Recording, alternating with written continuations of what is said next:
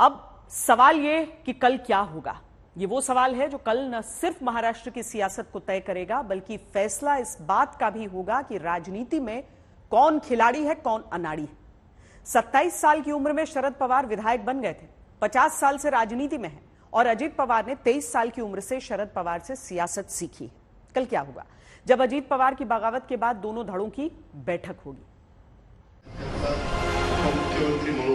रविवार को भतीजे की बगावत करके बीजेपी संग शपथ लेने के कुछ ही घंटे बाद की बात। एक सवाल हुआ जिसके जवाब में शरद पवार ने हाथ खड़ा करते हुए जो कुछ कहा उसे सुनिए और याद करिए। शरद पवार।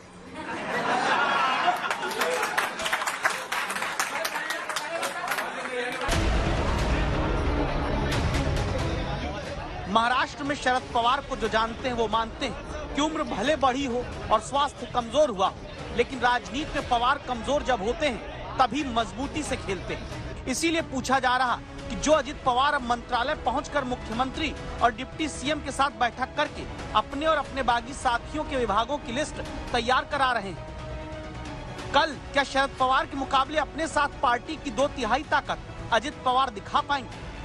कल पवार वर्सेस पवार का पावर शो होगा। कल 5 जुलाई है। कल पता चल जाएगा कि अंक गणित किसके फेवर में है। बुधवार को 36 या 36 से ज्यादा विधायक किसके पास दिखेंगे, अजीत पवार के साथ या शरद पवार के साथ?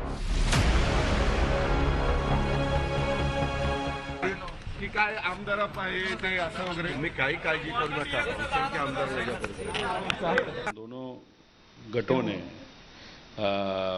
मीटिंग बुलाई है। उस मीटिंग में कौन कितने आते हैं उसके हिसाब से आगे जाके हम बता सकते हैं। अगर अजीत पवार खेमे में 36 एमएलए नजर नहीं आते हैं तो संभव है एनसीपी के भीतर एक और नाटक उपज ले सकता है। कल पता चल जाएगा कौन कितने पानी में है। कौन कितने पानी में है इसकी लड़ाई सड़क पर दिखने लगी। तस्वीरें नासिक की, जहां एनसीपी के दफ्तर पर किसका कब्जा होगा। अजीत पवार और शरद पवार के गुट के कार्यकर्ता जमकर आपस में भिड़ते हुए नारेबाजी करते हैं।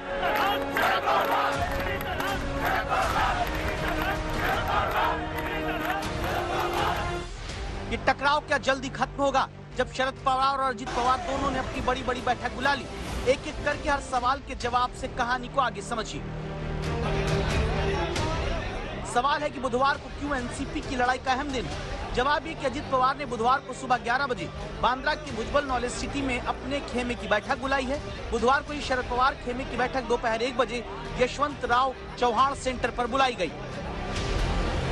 शरद पवार क्या 2019 में जो उन्होंने जादू चला था वो वापस वो जादू चला पाएंगे? आपको याद होगा जब 2019 में ऐसा ही कुछ एनसीपी के साथ हुआ था, तब वो शरद पवार ही थे जिन्होंने कुछ ही घंटों में एनसीपी के सारे नेताओं को वापस बुला लिया था। दूसरा सवाल है कि अजीत पवार शरद पवार खेमे की बैठक में कौन शामिल होगा? दावा है कि बैठक में सभी सांसदों, विधायकों, जिला प्रभारी, जिला प्रमुख, कार्यकारी अध्यक्ष, तालुक प्रमुख, शहर प्रमुख, सभी सेल के राज्य प्रमुख और जिला प्रमुख बुलाए गए हैं। विधायक, सांसद और कार्यकर्ता किसके साथ होंगे, ये साफ होने के साथ ये भी साफ होना है कि शरद पवार और उनकी तस्वीर किसके साथ होगी। ये वीडियो मुंबई में अजीत पवार गुट की तरफ से अपनी एनसीपी के नए दफ्तर की शुरुआत का, जहां अजीत पवार के पीछे शरद पवार की तस्वीर, जिसका विरोध शरद पवार ने किया। कहा, मैं जिस पार्टी का अध्यक्ष हूं उस पार्टी के महाराष्ट्र अध्यक्ष जयंत पाटिल हैं, उनकी ही पार्टी मेरी तस्वीर इस्तेमाल कर सकती है और कोई मेरी तस्वीर का इस्तेमाल ना करे। मेरी तस्वीर किसे इस्तेमाल करनी है वो मेरा अधिकार है। जिनसे मेरे वैचारिक मतभेद हैं वो मेरी तस्वीर इस्तेमाल ना करें। जहां तस्वीर तक को लेकर तकरार है वहां पार्टी किसकी होगी इसकी एक तस्वीर बुधवार को इसलिए भी काफी साफ हो सकती है क्योंकि रविवार को जब शपथ लेने अजीत पवार आए तो उनके साथ 2/3 विधायक नहीं दिखे। सोमवार को जब अजीत पवार प्रेस कॉन्फ्रेंस करने आए तो उनके साथ प्रफुल्ल पटेल और मंत्री बने विधायक ही दिखे, बाकी समर्थक एमएलए नहीं। मंगलवार को जब एनसीपी के नए दफ्तर के उद्घाटन की बात की गई तब भी बहुत विधायक अजीत पवार के साथ तो नहीं दिखे।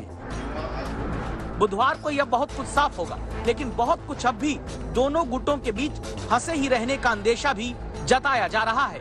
पंकज उपाध्याय और सौरभ वक्तानिया के साथ साहिल जोशी, मुंबई आज तक।